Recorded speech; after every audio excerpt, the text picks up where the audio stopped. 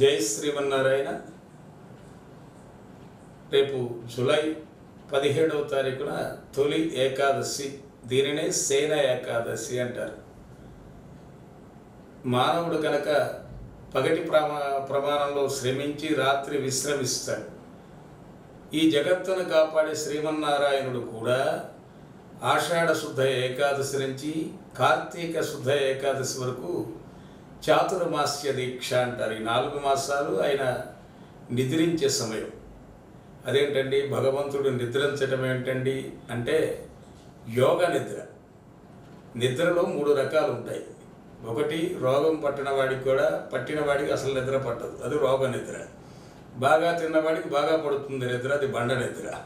కానీ భగవంతుడు శయనించేది యోగ నిద్ర.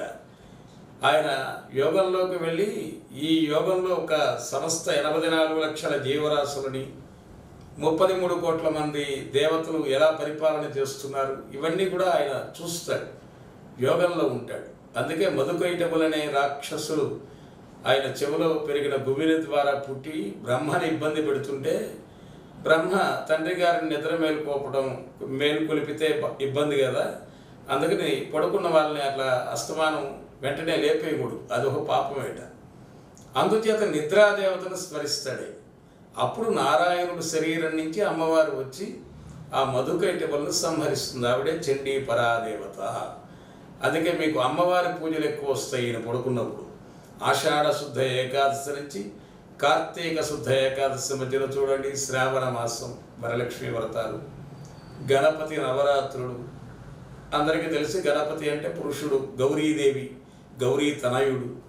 ఇంకా చెప్పాలి అంటే దేవీ నవరాత్రులు, చండీ హోమాలు. అట్లా ఆ నారాయణుడు నారాయణి రెండు ఒకటే. అంటే విద్యుత్తు లాంటి వాడు భగవంతుడు. విద్యుత్తుకి మేలు ఫిమేల్ ఉంటుందా, పని చేయటం తప్పదానికి ఇంకా రెండోది తెలియదు. అందుకే ఇక్కడ నారాయణుడు 33 కోట్ల మంది దేవతలకి ఈ 84 లక్షల జీవరాశులకి జంగమ స్థావరానం కదిలే ప్రతి ప్రాణికి చైతన్యాన్ని ఇస్తాడు. అమ్మవారు కాళికా రూపంలో ప్రకృతి చేయడం, ప్రకృతిలో ఆ నారాయణుడి శక్తి, ఇక్కడ దుర్గగా శరీర ఆరోగ్యాన్ని, కాళికగా సరస్వతిగా జ్ఞానాన్ని, మహాలక్ష్మిగా సంపదలను ఇస్తూ. అందుచేత ఈ తొలి ఏకాదశి రోజున స్వామిని సేవించటం, అలాగే శ్రీమదష్టాక్షరి మూలమంత్రం, దానికి మించింది లేదు. ఓం నమో నారాయణాయ ఈ మంత్రాన్ని సేవించి ఉపవాసం ఉండాలి. ఉపవాసం ఉండలేనటువంటి వారు పరమాత్మని అన్నం తినైనా ధ్యానం చేయొచ్చు. అందుకే అరుణాచల రమణ మహర్షి అంటారు, అన్నం మీద ధ్యానం పెట్టుకోకుండా నాయన, ఉపవాసం అనే పేరుతో శుభ్రంగా తినైనా భగవంతుడిని ధ్యానం చేస్తే లాభం ఉంటుందంటారు. పెద్దల వాక్కులు ఊరికినే పోవు. ఉండగలిగిన వారు ఉండండి, ఉండలేని వారు ఖచ్చితంగా నారాయణ స్మరణతో కనుక ఆ రోజు గడిపితే రక్షకుడు నారాయణుడు. ఎత్ర అష్టాక్షరీ సంసిద్ధో నతత్ర వ్యాధి దుర్భిక్షం తస్కర. ఎక్కడ నారాయణుని స్మరిస్తారో అక్కడ వ్యాధులు ఉండవు, దుర్భిక్షం ఉండదు, తస్కర దొంగల బాధలు కూడా ఉండవు.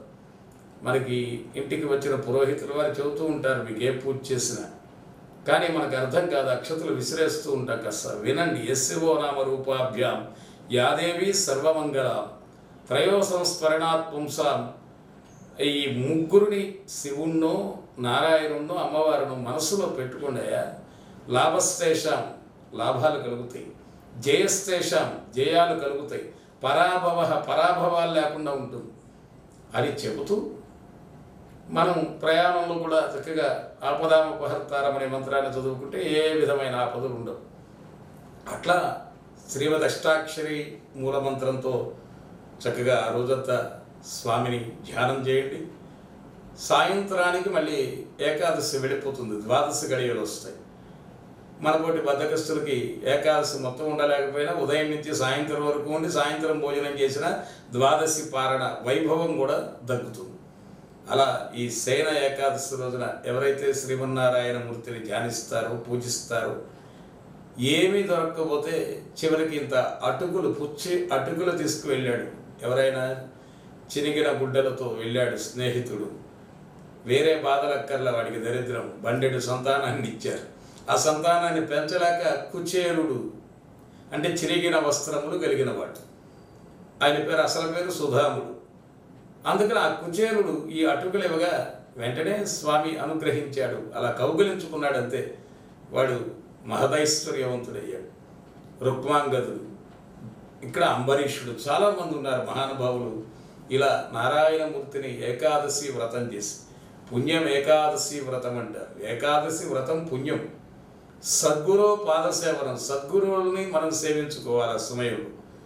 ఇంకా చెప్పాలి అంటే పుష్కర స్నానం. పుష్కరుడు అంటే అనుగ్రహించువాడు. అనుగ్రహించే శక్తి ఎక్కడ ఉన్నది? దేవాలయాల్లో ఉంటుంది. అందుకే ఇంటి దగ్గర పూజ చేసుకుంటే స్వార్థం అన్నారు, ఆలయంలో చేస్తే అది పరమార్థం అన్నారు.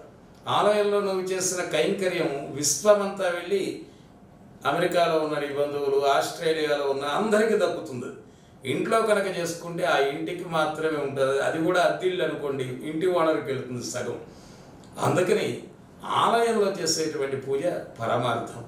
అలా చక్కని ఏకాదశి రోజున మాకు గుడివాడకి దగ్గరలో ఉన్న గుడ్లవల్లేరు గ్రామంలో ఇంజనీరింగ్ కాలేజీ వ్యవస్థాపకులు శేషారావు గారి గృహం అంటే సహజంగా మన గవర్నమెంట్ హాస్పిటల్ దాని ముందు ఆ ప్రాంగణంలో డాక్టర్ గరికిపాటి నరసింహారావు గారు మహాసహస్రావధాని, అందున పద్మశ్రీ అవార్డు కూడా వారిని వరించింది.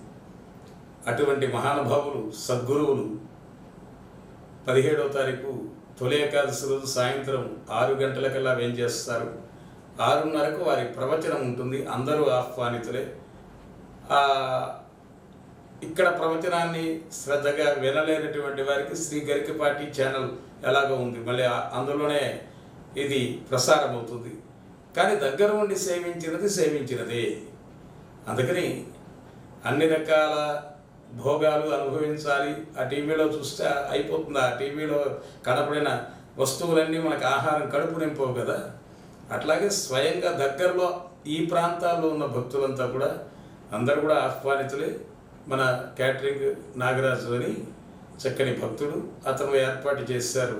ఆయన సౌజన్యంతో భగవద్బంధువులంతా ఒకరోజు చేరి 17వ తారీఖు సాయంత్రం 6 గంటలకల్లా గుడ్లవల్లేరు మెయిన్ రోడ్డు మీదే ఉంటుంది ఆ గవర్నమెంట్ హాస్పిటల్. దాని ముందు ఉన్నటువంటి శేషారావు గారి దివ్యమైన ప్రాంగణంలో డాక్టర్ గరికిపాటి నరసింహారావు గారు అద్భుతమైనటువంటి ప్రవచనం. ఇవాళ ప్రవచనకర్తలు సామాజిక సేవని దృష్టిలో పెట్టుకుని ఒక దేశభక్తి, మాతృభక్తి, పితృభక్తి చైతన్యాన్ని ప్రసాదించేటువంటి పెద్దలు వేంచేస్తున్నారు. అందరూ కూడా వేంచేసి తరించండి. దూరంగా ఉన్నటువంటి భక్తులు వారి ఛానల్లో ఇది వీక్షణ చేయవచ్చు. తర్వాత అది లైవ్ ప్రోగ్రాం అయితే కాదు. ముఖ్యంగా ఈ ఏకాదశి చాలా విశేషమైనటువంటిది. ఇక్కడ నుంచే చాతుర్మాస్య దీక్ష ప్రారంభమవుతుంది. వైకుంఠ ఏకాదశి అది వేరు, ఇది శయన ఏకాదశి అంటారు. కార్తీక మాసంలో వచ్చేది ఉత్థాన ఏకాదశి, అంటే నిద్ర లేవటం. ఇప్పుడు నిద్ర పడుకోవటం, యోగ నిద్ర. ఆ యోగ నిద్ర కూడా మన కోసమే.